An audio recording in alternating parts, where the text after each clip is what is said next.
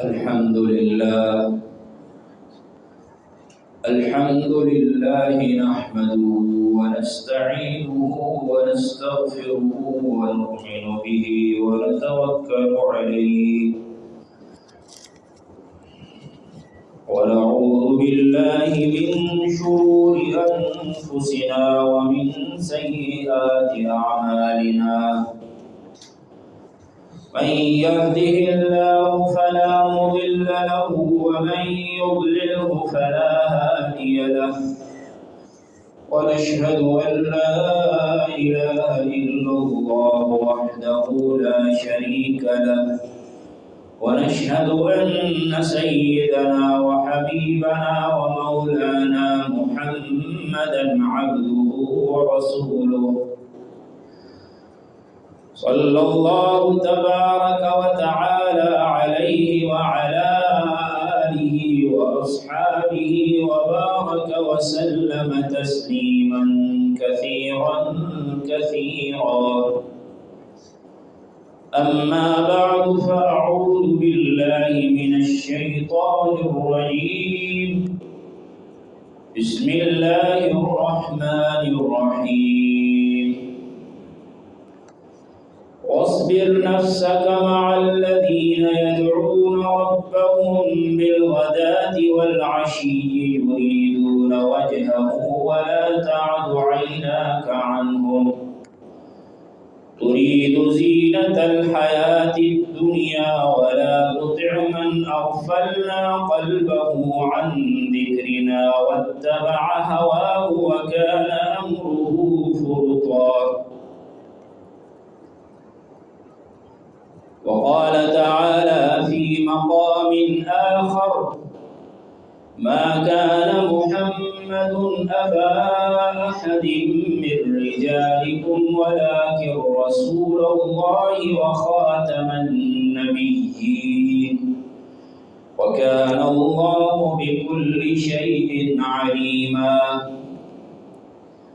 وعن عبد الله بن أبي أوفى رضي الله عنه قال كان رسول الله صلى الله عليه وسلم إذا أصبح قال اللهم اجعل أول هذا النهار صلاحا وأوسطه نجاحا وآخره فلاحا وقال رسول الله صلى الله عليه وسلم قال الله تبارك وتعالى يا ابن آدم اركع لي ركعتين في أول النهار أكفك في آخره وقال النبي صلى الله عليه وسلم بارك الله لأمتي في بكورها آمنت بالله صدق الله مولانا العظيم وصدق رسوله النبي الأمي الكريم ونحن على ذلك لمن الشاهدين والشاكرين والحمد لله رب العالمين بزرگان محترم اور میرے عزیز ساتھیوں، گزشتہ جمعے کو نبی کریم صلی اللہ علیہ وسلم کی صبح کے وقت مسنون دعاؤں میں سے ایک دعا کی تشریح اور اس کے فوائد بیان کیے گئے تھے۔ اس کے علاوہ ایک اور دعا ہے جو نبی کریم صلی اللہ علیہ وسلم صبح کے وقت اللہ رب العزت کے حضور مانگا کرتے تھے۔ وہ دعا یہ ہے کہ حضرت عبداللہ ابن ابی اوفا رضی اللہ تعالی عنہ سے روایت ہے، فرمایا رسول اللہ صلی اللہ علیہ وسلم اذا اصبح، جب صبح فرماتے تھے تو یہ دعا فرماتے تھے اللہم اجعل اول هذا النهار صلاحا، اے اللہ میرے لیے اس دن کے شروع والے حصے کو صلاح بنا دے، یعنی ایسا بنا دے کہ اس میں نیک اعمال کروں، وَأَوْسَطَهُ نَجَاحًا، اور اس دن کے درمیانی حصے کو میرے لیے یا اللہ کامیابی کا ذریعہ بنا دے، وآخرہ فلاح، اور اس دن کے آخری حصے کو میرے لیے دنیا اور آخرت کی مکمل فلاح بنا دے۔ نبی کریم صلی اللہ علیہ وسلم نے ہمیں یہ دعا سکھائی ہے، اور آپ صلی اللہ علیہ وسلم کی یہ سنت اور معمول تھا۔ اس دعا کے اندر ایک طرف تو رسول اللہ صلی اللہ علیہ وسلم نے اللہ سے یہ مانگا ہے کہ یا اللہ میرے لیے دن کے ابتدائی حصے کو نیک اعمال اور اعمال صالحہ والا بنا دے، اور دوسری طرف اس میں امت کو یہ تعلیم دی گئی ہے کہ امت دن کے شروع والے حصے میں اعمال صالحہ کا اہتمام کرے۔ اس دعا میں دن کو رسول اللہ صلی اللہ علیہ وسلم نے 3 حصوں میں تقسیم فرما دیا، پہلا حصہ، درمیانی حصہ اور آخری حصہ۔ تینوں حصوں کے لیے الگ الگ دعا مانگی گئی ہے۔ پہلے حصے کے لیے دعا مانگی گئی ہے، یا اللہ دن کے اول حصے کو میرے لیے صلاح بنا دے، یعنی نیک اعمال والا بنا دے۔ اس میں یہ سبق سکھانا مقصود ہے کہ اگر ہم یہ چاہیں کہ ہمارا دن اچھا گزرے، ہمیں اس دن کے اندر اچھے نتائج حاصل ہوں، ہمیں کامیابی ملے، تو اس کا طریقہ یہ ہے کہ ہم دن کے شروع میں نیک اعمال کا اہتمام کریں۔ نیک اعمال کے ساتھ اگر ہم دن کی ابتدا کریں گے تو ہمارا سارا کا سارا جو دن ہے وہ انشاءاللہ کامیابی کے ساتھ گزرے گا، اور اس سارے دن کے اندر ہمارے اعمال میں اللہ سبحانہ و تعالیٰ کی مدد شامل حال ہوگی۔ اور جیسے پچھلے جمعے عرض کیا گیا کہ جیسے ہم دینی اعمال اور عبادات میں ہدایت کے محتاج ہیں کہ وہ صحیح طریقہ جس سے گزر کر آدمی جنت کو پہنچ جائے دینی لحاظ سے ضروری ہے، تو دنیا کے کاموں میں بھی اللہ کی ہدایت سے انسان کو کامیابیاں نصیب ہوتی ہیں۔ اگر انسان دنیا کے کاموں میں اللہ کی ہدایت سے محروم ہو تو ایسی صورت میں وہ بھٹکتا رہتا ہے، اور اس کو جو کام اس نے کرنا ہے اس کا صحیح رخ اور صحیح طریقہ اس کو سمجھ میں نہیں آتا۔ تو اس لیے اللہ سبحانہ و تعالیٰ کے حضور دن میں شروع کے حصے میں رسول اللہ صلی اللہ علیہ وسلم نے فرمایا کہ یہ دعا کرو، یا اللہ میرے دن کے ابتدائی حصے کو نیک اعمال والا بنا دے۔ اسی لیے جب دن کو ہم اٹھتے ہیں صبح سویرے تو ایک مومن اور مسلمان کا کام یہ ہے کہ سب سے پہلے وہ اللہ کا فریضہ ادا کرے، یعنی فجر کی فرض نماز ادا کرے، اور فرض نماز باجماعت ادا کرنے کا اہتمام کرے۔ فرض نماز کی ادائیگی کے بعد پھر سورج کے طلوع ہونے تک اللہ کی یاد میں، قرآن کی تلاوت میں، تسبیحات میں انسان مشغول رہے، اور جب سورج طلوع ہو جائے اور کچھ بلند ہو جائے تو اس کے بعد پھر 2 رکعت نماز نفل پڑھ لے۔ اب یہ جو 2 رکعت نماز اشراق کی پڑھی جاتی ہے، یا 4 رکعت پڑھ لے تو اور زیادہ اچھا ہے، یہ فرض یا واجب نہیں ہے، سنت مؤکدہ بھی نہیں ہے، صرف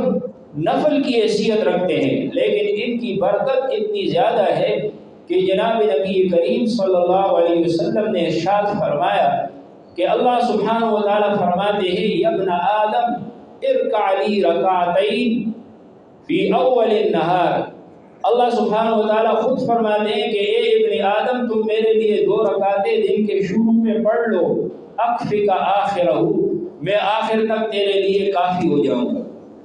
یعنی دن کے شروع میں 2 رکعت پڑھ لو، میری مدد تیرے ساتھ مل جائے گی، اور آخر تک میں تیرے لیے دنیا اور آخرت کے کاموں سے کافی ہو جاؤں گا۔ کتنی بڑی فضیلت اور کتنا بڑا جو ہے اللہ کی طرف سے وعدہ ہے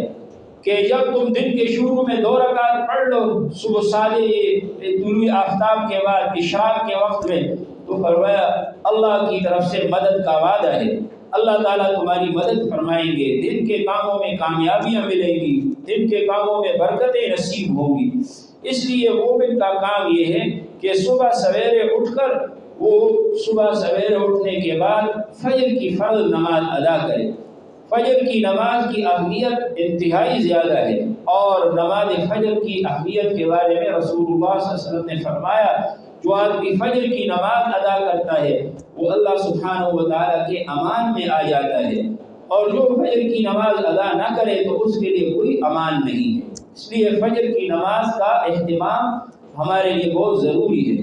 صبح کا جو وقت ہوتا ہے یہ انتہائی مبارک ٹائم ہے، بہت ہی برکتوں والا نورانیت والا وقت ہوتا ہے۔ حضرت عارفی رحمۃ اللہ علیہ فرمایا کرتے تھے کہ صبح کے وقت میں ہر چیز کو ایک نئی زندگی ملتی ہے۔ چنانچہ صبح کے وقت جو لوگ سوئے ہوتے ہیں وہ اٹھ جاتے ہیں، اور آپ نے دیکھا ہوگا کہ صبح کے ٹائم میں جو باغ کے اندر پودوں کے غنچے ہیں وہ کھلتے ہیں، اور پھول کھلتے ہیں، کلیاں کھلتی ہیں، اور ہر چیز کے اندر ایک نئی زندگی پیدا ہوتی ہے۔ پرندے چہچہا رہے ہیں اور پھول کھل رہے ہیں، پودوں کے اندر ایک نئی زندگی آ رہی ہے۔ اگر اس وقت ہم بیدار ہو کر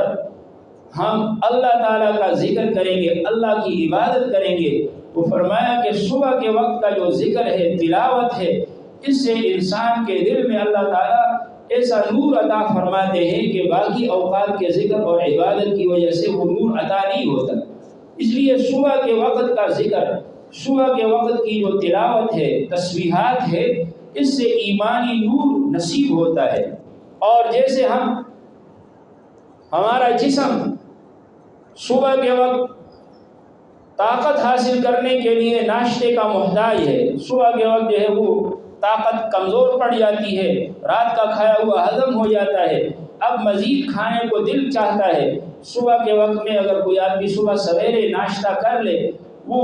اس کے جسم کے لیے انتہائی زیادہ مفید ہوتا ہے، کیونکہ انسان کے جسم کے سارے جو اعضاء ہیں وہ ایکٹیو ہوتے ہیں، وہ بیدار ہوتے ہیں، تو معدہ بھی بیدار ہوتا ہے، نظام ہضم بھی انسان کا بیدار ہوتا ہے۔ اس لیے صبح کا کھایا ہوا جسم کو صحیح لگتا ہے، اس میں برکتیں ہوتی ہے۔ تو جس طرح ہمارا یہ جسم کھانے کا محتاج ہے، کھانے کے بغیر نہیں چل سکتا، تو ہمارا جو روح ہے وہ روح بھی غذا کی محتاج ہے۔ ہر چیز کے لیے اللہ نے غذا رکھی ہے، روح کی غذا اللہ کا ذکر ہے، قرآن پاک کی تلاوت ہے، اللہ سبحانہ و تعالیٰ کی عبادت ہے۔ اس لیے حضرت عبدالحی عارفی رحمۃ اللہ علیہ جو اللہ کے بڑے ولی تھے، وہ فرمایا کرتے تھے کہ بھائی تم نے صبح جو جسمانی ناشتہ کیا ہے تو کیا روحانی ناشتہ بھی کیا یا نہیں؟ روحانی ناشتے سے مراد یعنی صبح کے ٹائم میں اللہ تعالیٰ کا ذکر ہے، اللہ تعالیٰ کی عبادت ہے، رجوع اللہ ہے، اور قرآن پاک کی تلاوت ہے۔ یہ جو روحانی ناشتہ اگر ہمیں مل گیا تو اس سے ہمارا روح قوی ہو جائے گا۔ اب جب روح قوی ہو گیا تو یہ شیطان کے حملوں کے ساتھ مقابلہ کر سکتا ہے۔ شیطانی حملے جو ہوتے ہیں وہ انسان کی روح پر ہوتے ہیں، اور جیسے جسمانی حملے میں اگر ہم طاقتور دشمن سے مقابلہ کریں تو ہمارا جسم طاقت اس کے اندر ضروری ہے، ہمارے جسم میں، تو روحانی حملہ میں انسان کے روح میں طاقت ضروری ہے۔ اگر اس کے روح میں کوئی طاقت ہوگی تو تب وہ اس کا مقابلہ کرے گا، ورنہ وہ اس کے مقابلے میں ناکام ہو جائے گا۔ تو اس لیے صبح کے وقت میں اللہ سبحانہ و تعالیٰ نے بڑی برکتیں نصیب فرمائی ہے۔ اسی لیے جناب نبی پاک صلی اللہ علیہ وسلم نے ہمیں یہ دعا سکھا دی کہ یا اللہ صبح کے ٹائم کو ہمارے لیے نیکی کا اور اعمال صالحہ کا ذریعہ بنا۔ پہلے جو ہمارے بزرگ لوگ ہوا کرتے تھے تو اس زمانے میں مسلمان معاشرے کا یہ حال ہوتا تھا کہ جب آدمی کسی مسلمان معاشرے کے گھروں کے پاس سے گزرتا تھا تو گھروں کے قریب سے گزرتے ہوئے ہر جگہ قرآن کی تلاوت کی آواز آ رہی ہوتی تھی، قرآن کریم کی تلاوت کی آواز ہر گھر سے آتی تھی، اور اس کا نتیجہ یہ ہوتا تھا کہ ہمارا جو معاشرہ ہے وہ ایک بابرکت معاشرہ ہوتا تھا، دن بھر اس کی ایک روحانیت اور ایک نور محسوس کیا جاتا تھا۔ لیکن آج افسوس کی بات یہ ہے کہ ہمارے گھروں سے وہ قرآن کی تلاوت کی جو آوازیں ہیں وہ بہت کم ہو گئی ہیں یا ناپید ہو گئی ہیں، بلکہ یہ ہے کہ صبح کے ٹائم گزرے تو سب لوگ سوئے ہوئے ہوتے ہیں۔ صبح کا وقت یعنی نماز فجر کا وقت، پھر طلوع آفتاب کا وقت، یہ خاص وقت ہے، اس میں ایک طرف تو اللہ کے رسول صلی اللہ علیہ وسلم نے حکم دیا کہ نیک اعمال کا اہتمام کیا جائے تاکہ ہمارے دلوں میں ایمان کا نور منور ہو جائے، دوسری طرف حضور صلی اللہ علیہ وسلم نے فرمایا کہ اس دن میں میری امت کے لیے برکتیں رکھی گئی ہیں۔ لیکن یہ ہے کہ آج کل حالات اگر دیکھیں تو ہمارا سارا معاشرہ جو ہے اس کے برعکس جا رہا ہے۔ جو نظام فطرت ہے اور جو نظام الوہیت ہے، اللہ کا نظام ہے، وہ یہ ہے کہ رات کو آدمی جلدی سو جایا کرے۔ عشاء کی نماز کے بعد حضور صلی اللہ علیہ وسلم نے دیر تک بیدار رہنے سے منع فرمایا ہے، اور حضور صلی اللہ علیہ وسلم نے عشاء کے بعد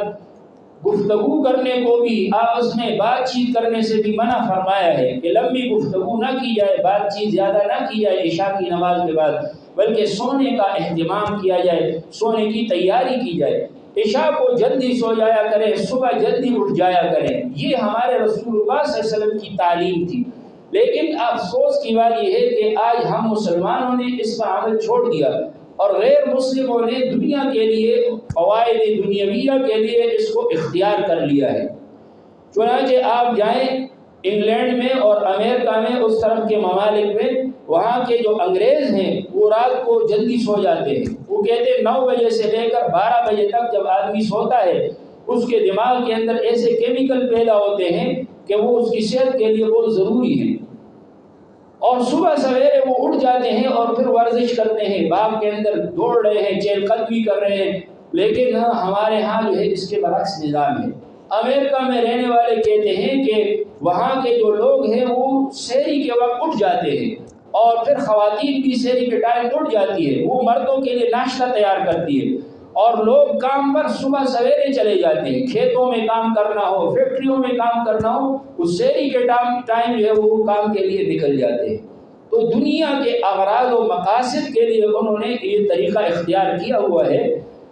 اور یہ انہوں نے سیکھا ہے رسول اللہ صلی اللہ علیہ وسلم کی احادیث سے، کیونکہ حضور صلی اللہ علیہ وسلم نے فرمایا کہ صبح کے وقت میں اللہ تعالیٰ نے برکت عطا فرمائی ہے۔ لیکن ہمارا حال جو ہے اس کے برعکس ہو گیا، اور ہمارے ہاں 11 بجے جو ہے وہ ہم کام شروع کرتے ہیں، رات کو پھر 11 بجے کام ختم کرتے ہیں۔ تو یہ نظام فطرت کے خلاف جب کریں گے تو کاروبار کے اندر تو مندی آئے گی۔ آج ہر آدمی یہ کہہ رہا ہے کہ میرا کاروبار خراب ہو رہا ہے، آمدن کم ہو رہی ہے، لیکن اس طریقے کو نہیں دیکھتے کہ جو اللہ ہمیں رزق عطا فرمانے والا ہے، واللہ خیر الرازقین ہے، اللہ تعالیٰ سب سے بہترین رزق دینے والے ہیں۔ تو اللہ سبحانہ و تعالیٰ کے ساتھ ہمارا کیا تعلق ہے، کیا ہمارا اللہ تعالیٰ کے ساتھ نظام ہے؟ اللہ سبحانہ و تعالیٰ کے ساتھ جب نظام اور تعلق اور اللہ کے حکموں کے مطابق عمل وہ نہیں ہوگا تو پھر ظاہر ہے کہ ہماری برکتیں ختم ہو جائیں گی۔ جب برکت کے وقت کو ہم نے خود ضائع کر دیا اور اس وقت سوئے رہے اور 11 بجے اٹھے تو وہ تو دوپہر کا ٹائم ہے، ایک پیر تو ہم نے سونے میں ضائع کر دیا۔ تو اب جو اصل پیر ہوتا ہے دن کا پہلا پیر، یہ جو دن کا پہلا پیر ہے یہ اصل ہے، اور یہ جو دن کا پہلا پہر ہے اس میں برکتیں ہیں۔ حضور صلی اللہ علیہ وسلم نے فرمایا کہ یہ برکتوں والا وقت ہے، تو اس برکت والے وقت کو اگر ہم ضائع کریں گے تو اس کی وجہ سے پھر ہماری برکتیں تو ختم ہوتی ہی جائیں گی۔ ایک شاعر جو ہے گزرا ہے، اس کا نام جو ہے مجید لاہوری، وہ ایک شاعر گزرا ہے، اس کا ایک شعر ہے، تو جیسے حدیث میں رسول اللہ صلی اللہ علیہ وسلم نے فرمایا وَإِنَّ مِنَ الشِّعْرِ لَحِکْمَةً، بعض اشعار بھی حکمت والے ہوتے ہیں۔ تو وہ یہ کہتا ہے کہ پہلے کے لوگ سویرے اٹھتے تھے اور اٹھ کر قرآن پڑھا کرتے تھے، پہلے کے لوگ سویرے اٹھتے تھے اور اٹھ کر قرآن پڑھا کرتے تھے، اور آج کے لوگوں کا حال بتا رہا ہے کہ یہ سو کر 9 بجے اٹھتے ہیں اور اٹھ کر ڈان پڑھتے ہیں۔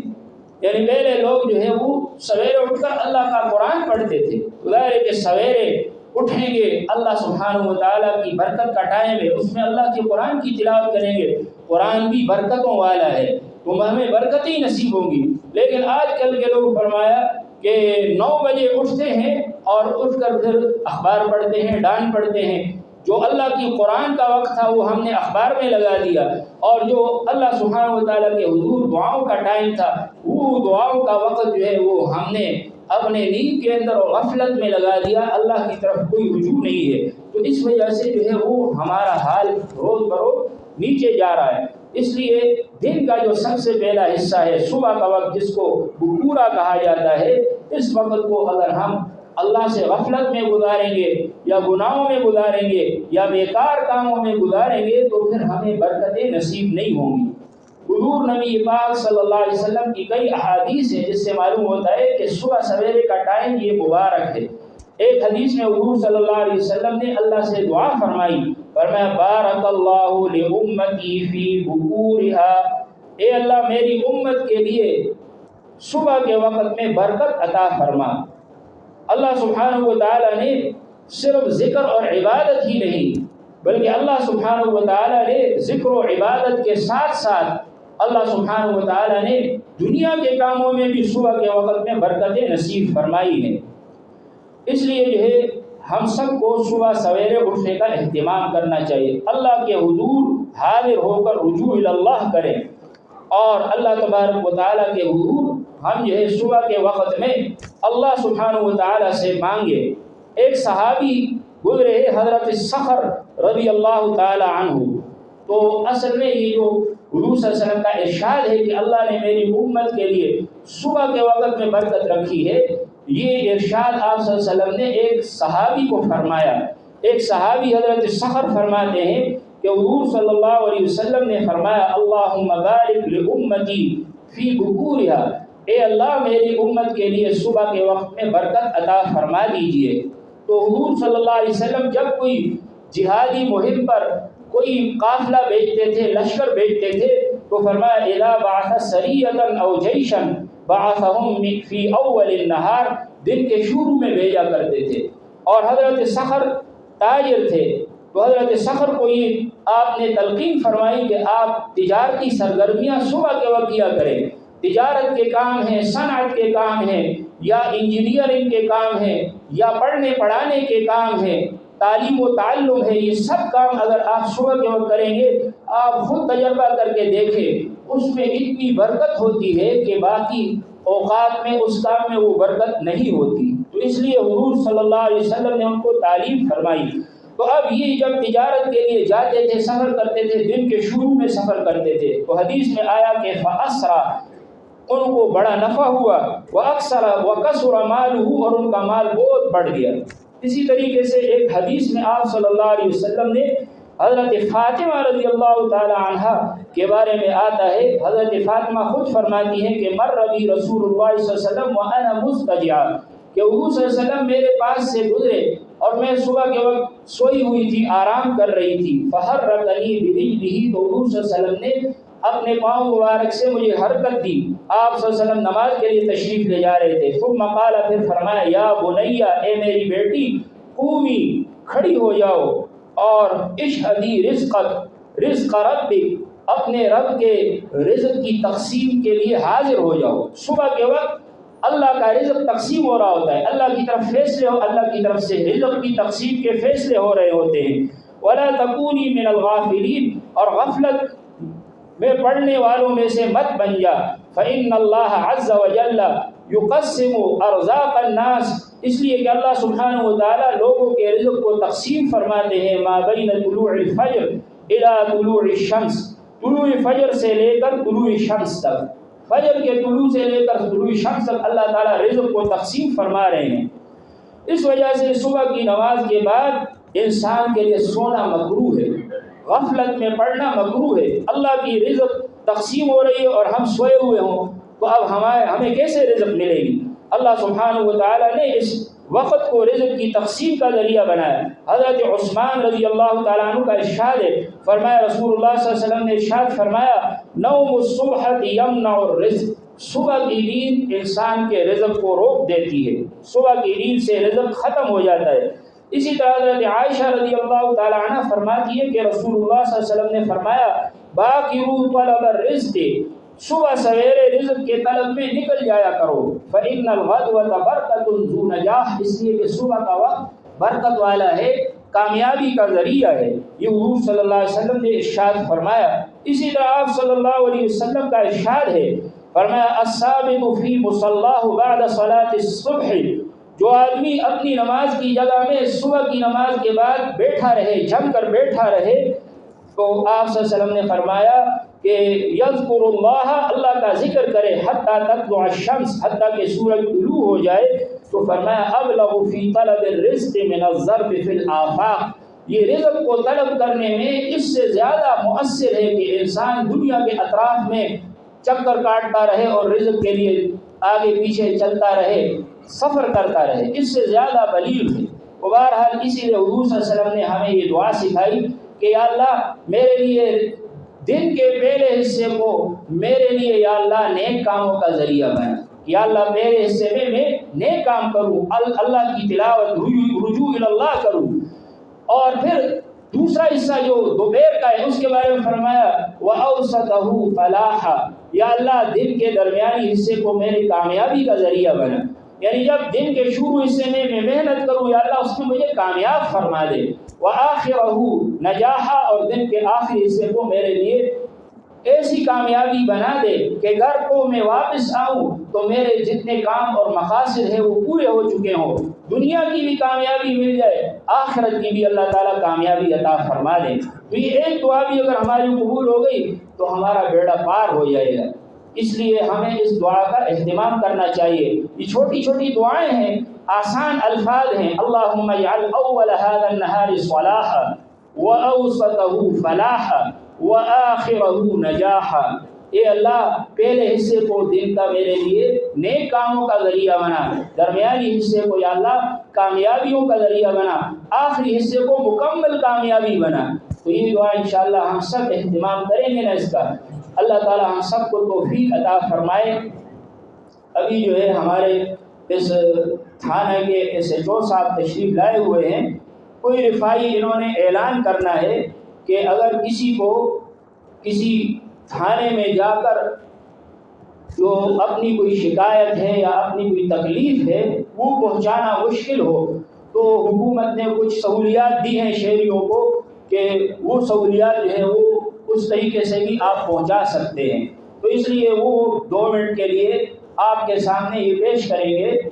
اور اس سے پہلے یہ بھی ایک اعلان کرنا تھا کہ علماء کرام نے راولپنڈی میں بھی اور دوسری جگہوں میں بھی پیر کے دن 2 بجے اسلام آباد کے اندر ایک احتجاج کا اعلان فرمایا ہے. اور اس احتجاج کا مقصد یہ ہے کہ سپریم کورٹ نے ایک فیصلہ کیا ہے جس میں ایک قادیانی نے قرآن پاک کی تفسیر لکھی اور اس میں قرآن پاک کی تحریف کی ہے.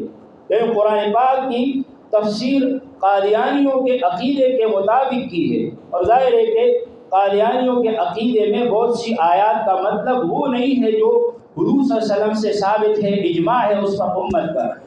اور پھر سپریم کورٹ نے ان کو سزا سے بری کیا ہے. تو اس کے خلاف علماء کرام سراپا احتجاج ہیں کہ اس فیصلے کے اوپر آپ نظر ثانی کریں. اس لیے کہ یہ فیصلہ اگر آج کر لیا گیا تو کل کو ہو سکتا ہے یہ فیصلہ بھی کر لے کہ قادیانی مسلمان ہیں. اس لیے کہ ہمارے آئین میں 1974 کے اندر یہ طے ہو چکا ہے کہ قادیانی غیر مسلم ہیں اور وہ مسلمانوں کی کوئی اصطلاح استعمال نہیں کر سکتے. اپنی مسجد کو مسجد نہیں کہہ سکتے، اپنے عبادت خانے کو. وہ قرآن کو اپنی کتاب نہیں کہہ سکتے. یہ قرآن کو رسول اللہ صلی اللہ علیہ وسلم کی کتاب ہے. خاتم النبیین محمد رسول اللہ صلی اللہ علیہ وسلم کے لیے اللہ نے ایک اعزاز رکھ لیا کہ آخری کتاب ان کو دے دی. اور اس کتاب کی تشریح وہ معتبر ہے جو پوری امت میں شروع سے اجماع کے طور پر چلتی چلی آ رہی ہے. تو اس لیے اس احتجاج میں آپ حضرات سے گزارش ہے بھرپور شرکت کریں. ہمارا امتحان ہوتا ہے کہ وقتاً فوقتاً ہم حضور صلی اللہ علیہ وسلم کی ختم نبوت کے لیے کیا کر سکتے ہیں، کیا کرنے والے ہیں. یہ بھی ہمارا امتحان ہے. آپ صلی اللہ علیہ وسلم کے ساتھ ہمارا رشتہ بڑا مضبوط ہے. اگر آج ہم آپ صلی اللہ علیہ وسلم کے لیے نہیں اٹھیں گے، کل کو قیامت کے دن حضور صلی اللہ علیہ وسلم کے دست مبارک سے حوض کوثر کیسے نصیب ہوگا؟ ہو سکتا ہے اللہ بچائے ہم محروم ہو جائے تو کتنی بڑی ناکامی ہے. اللہ تعالی ہم سب کو اس میں شرکت کی توفیق عطا فرمائے. اب جو ہے SHO صاحب آپ سے کچھ ہدایت ذکر کریں گے.